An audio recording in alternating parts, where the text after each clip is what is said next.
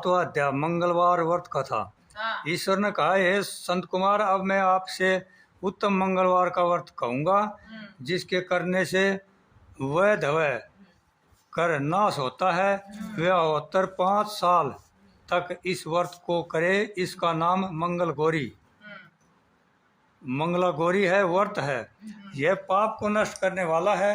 विवाह के अंतर पहले सावन शुक्ल पक्ष के पहले मंगलवार के दिन इस व्रत का शुभारंभ करे। उत्सव मंडल निर्माण कर उसे कदली स्तंभ से शोभित करे। नाना तरह के फलों तथा रेशमी कपड़ों से विभूषित करे। उसमें देवी की प्रतिमा स्थापित करे। यथाशक्ति उस प्रतिमा का अर्चन करे। उस प्रतिमा में मंगला गौरी का 16 उपचारों से 16 दुर्वा दलों और 16 चिड़चिड़ा दलों से 16 चावल तथा 16 चने की दाल से अर्चन करे। 16 बत्तियों का एक दीपक हो या 16 दीपक जलाकर भक्ति द्वारा दही तथा चावल निवेद समर्पण करे। देवी के नजदीक शील लोढ़ा रखे। इस प्रकार 5 साल तक व्रत करे। फिर उद्यापन कर माता का वायना दे। वायने का प्रकार सुने। मंगला गौरी की एक पल सोने की प्रतिमा या आधे पल या आधे पल या यथाशक्ति सोने की प्रतिमा बनवावे। शक्त अनुसार सोने या चांदी आदि से निर्मित घड़े को चावल से भरे। उस घड़े के ऊपर पहनने के कपड़े या चोली रखे। उसके ऊपर मंगला गौरी की प्रतिमा रखे। देवी के नजदीक शील लोढ़ा रखे। इस प्रकार माता के लिए वायना दे। हे वीरप, इस प्रकार व्रत करने मात्र से 7 जन्म तक सौभाग्य रहता है। पुत्र पौत्र संपत्ति आदि से युक्त हो वह स्त्री क्रीड़ा करती है। संत कुमार ने ईश्वर से पूछा, हे शंभो, इस व्रत को पहले किसने किया? किसको इस व्रत को करने का क्या फल प्राप्त हुआ? ईश्वर ने कहा, हे वीरप, पूर्व काल में कुरुदेश में सुरति कीर्ति नाम वाला शास्त्र ज्ञाता कीर्तिमान तथा शत्रु रहित राजा था। वह 64 कलाओं का जानकार, धनुविद्या विश्राद था। पुत्र सुख को छोड़कर उस राजा को सब आनंद था। संतान के लिए राजा बहुत चिंताकुल हो गया। जब तथा ध्यान युक्त हो देवी की आराधना की। उसके इस तप से देवी प्रसन्न होकर उससे बोली, हे सुव्रत, वर मांग। श्रुति कीर्ति ने कहा, हे देवी, आपके कृपा रूपी प्रसाद से किसी अन्य चीज की कमी नहीं है। राजा की ऐसी वाणी को सुन मद मद हंसती हुई देवी ने कहा, हे राजन, तुम दुर्बल वस्तु की याचना मांगे हो, लेकिन कृपा कर तुमको पुत्र दूंगी। हे राजेंद्र, सुनो, तुम्हारा वह पुत्र अत्यंत गुणी होगा, पर वह 16 साल से अधिक नहीं जीवेगा। यदि सुंदरता तथा विद्या विहीन पुत्र होगा तो वह पुत्र बहुत समय तक जीवित रहेगा। देवी की वाणी सुन राजा चिंत करने लगा। उसने अपनी भार्या से विचार कर गुण विष्ट संपूर्ण लक्ष्य युगत 16 साल तक की आयु वाला पुत्र मांगा। देवी ने उस समय भगत राजा के लिए आज्ञा दी, हे नरप नंदन, मेरे दरवाजे पर आम का पेड़ है। मेरी आज्ञा से उस आम के एक फल को लेकर अपनी पत्नी को खाने को दो। उसके खाने से उसी समय रानी निसंदेह गर्भ धारण करेगी। राजा ने प्रसन्न हो देवी की आज्ञा अनुसार अपनी पत्नी को अमर फल दिया। उसके खाने से ही पत्नी ने गर्भ धारण किया। उससे 10वें महीने में देव तुल्य पुत्र पैदा हुआ। हर्ष शोक से संपन्न राजा ने उस पुत्र का जात कर्म आदि संस्कार कर दिया और शिव स्मरण करते हुए पिता ने उसका चिरायु नाम रखा। जिस समय उसे 16वां साल प्रारंभ हुआ, उसी दिन से सहपत्नी राजा को चिंता लगी। राजा ने विचार किया कि यह पुत्र बड़े ही कष्ट से प्राप्त हुआ है, अपने समक्ष इसकी दुखद मृत्यु कैसे देखूंगा। अतः राजा ने पुत्र के मामा के साथ उसे काशी भेजन का प्रबंध किया। यशनी राजपत्नी ने अपने भर्ता से कहा, तुम कार्पटिक वेश धारण कर इस लड़के को काशी ले जाओ। मैंने पूर्व में पुत्र की प्राप्ति के निमित्त भगवान मृत्युंजय की प्रार्थना की थी कि हे विश्ववेश, पुत्र की प्राप्ति पर जगतपति की यात्रा के लिए भेजूंगी। अतः पुत्र को इस समय ले जाओ, इसकी यत्न से रक्षा करना। वह अपनी बहन की वाणी सुनकर भांजे को साथ लेकर काशी गया। रास्ते में जाते हुए कई दिन बाद आनंद नगर पहुंचा। वहाँ संपूर्ण समृद्धि से युक्त वीरसेन नाम का राजा था। उस राजा की कन्या संपूर्ण लक्षण संपन्न मंगला गौरी नाम वाली रूप लावन संपन्ना थी। उस समय वह बालिका सखियों के सहित अपने गांव के समीप रमणीक बगीचे में खेलती थी।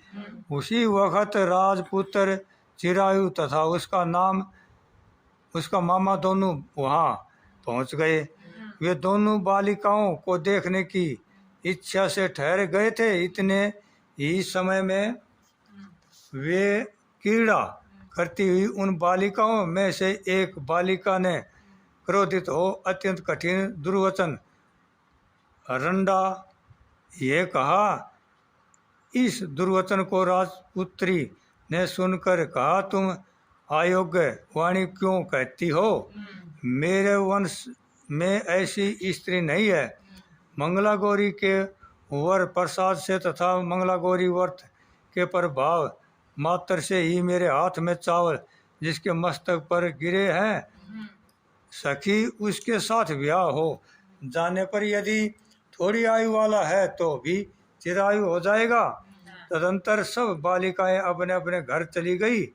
उसी रोज कन्या के ब्याह का दिन था। उसे बालिक देश के दंड धर्मा राजा के पुत्र सुकेतु नाम वाले को देना निश्चय हो चुका था, पर वह शेकुतु मूर्ख कुरूप तथा बहिरा था। अतः वर पक्ष वालों ने मंडप में अन्य अच्छा वर ले जाने का निश्चय किया। ब्याह होने पर वहां सुकेतु चला जाएगा। यो विचार कर चिरायु के समीप जाकर उसके मामा से कहा, ये बालक हमें दे दो, क्योंकि आपके बालक द्वारा हमारा कार्य सिद्ध होगा। इसी भूमि पर परोपकार के तुल अन्य कोई धर्म नहीं है। यदि वाणी श्रवण कर उसका मामा हृदय से राजी हुआ, क्योंकि उन्होंने पूर्व में वाटिका में उस बालिका की वाणी सुनी थी। लेकिन वर पक्षी यजनों से कहा, आप लोग इस बालक को क्यों चाहते हैं? कार्य सिद्धि के लिए वस्ता लंकार आदि मांगा जा सकता था, परंतु वर की भिक्षा नहीं दी जा सकती। आप लोगों के गौरवार्थ फिर भी मैं देता हूँ। इस तरह उन्होंने चिरायु को वहां ले जाकर विवाह कार्य सिद्ध किया। जब शपथपदी आदि कार्य होने पर रात में गौरी शंकर के समीप वह चिरायु पुत्र सुप्रसन्नचित से राजकन्या मंगला गौरी के साथ सो गया। उसी रोज चिरायु का 16वां साल समाप्त था। उसी रात को सांप के रूप में काल वहाँ आया। इसी समय देव योग से राजकन्या जाग गई। वह महासर्प को देख भय से विहल हो कांपने लगी। उसी समय धीरता से राजकन्या ने सांप की पूजा की, 16 उपचार से अर्चन कर, पीने के लिए बहुत सा दूध दिया और प्रार्थना की, दीन वाणी से उस सांप की स्तुति की। मंगला गौरी से प्रार्थना की कि मैं उत्तम व्रत करूंगी, मेरे पति देव इस सर्प से जीवित हो तथा चिरजीव हो, ऐसा कीजिए। इस समय उस सांप ने कमंडल में प्रवेश किया, अपनी कछुक की चोली से राजकन्या ने उस कमंडल का मुख बांधा। तदंतर उसके पति देव शरीर के अंगों को अष्टते हुए जाग कर उठे। अपनी पत्नी से कहा, हे वीर प्रिय, मुझे भूख सता रही है। उसने माता के समीप जाकर प्यास लड्डू आदि लाकर पति को दिया। उसने प्रसन्नचित हो भोजन किया। हाथ को धोने के समय उसके हाथ से अंगूठी गिर गई। वह पान खाकर फिर सो गया। फिर वह राजपुत्री कमंडल मात्र को फेंकने गई, लेकिन विधि के विधान से बाहर है जाने पर चमकते हुए हार की कांति देख विषम को प्राप्त हो गई। उस घट में स्थित हार को अपने कंठ में धारण किया।